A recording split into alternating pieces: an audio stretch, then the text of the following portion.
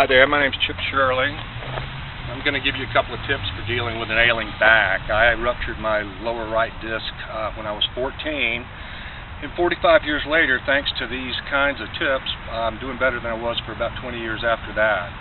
So here's the first one. We'd find a hanging bar pretty much the right distance.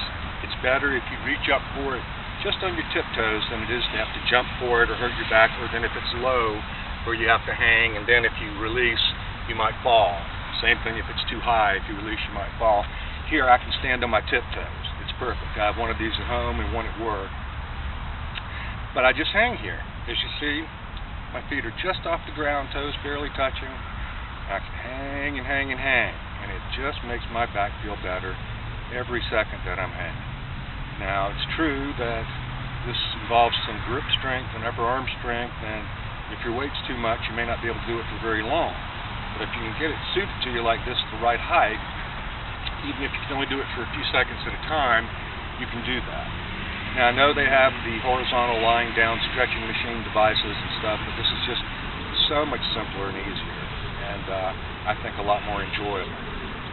Now, if your strength is good enough, you can take it to the next level and start doing knee lifts. This strengthens your abdomen, and that's very important, as any orthopedist will tell you with back trouble, to keep a strong abdomen and keep the weight off your stomach. It works far better to me than sit-ups or even stomach crunches. For some reason, no matter how well I perform, even a stomach crunch, that hurts too. So again, I recommend hanging from a bar just as many times a day as you can for a few seconds.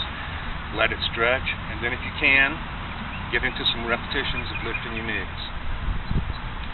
Now here's tip number 2, something I've just started doing recently.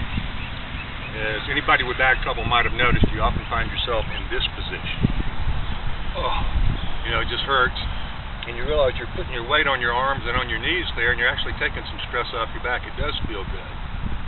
And coincidentally, this is a similar position to something a running back might be in the backfield in football. Well, what I do is take this to the next step. Bending over stretching feels good, but if I do it like this, it kind of is a strain because I'm supporting the weight as I'm stretching my back. So I like to start in this position. And then I get down at what I call a 4-point stance, which is something some defensive linemen might use, a nose tackle or something like that. And I do it like this. Hands on knees, and then just one hand down, one hand down like this. Now at this point, I climb back up when I stand up. I climb up the ladder. At that point in the lower position, my weight is actually on my arms mostly. I'm just stretching my back. It feels really good. So I like to move my arms around to get in the right position. So here, that's my favorite spot. But I can bring it in a little closer. That stretches it more as long as the back isn't sensitive that day. And then if it's feeling pretty good, I like to get down low, put my hands here and really stretch it. But sometimes if it's a bit sensitive, I'm better off just keeping it right here.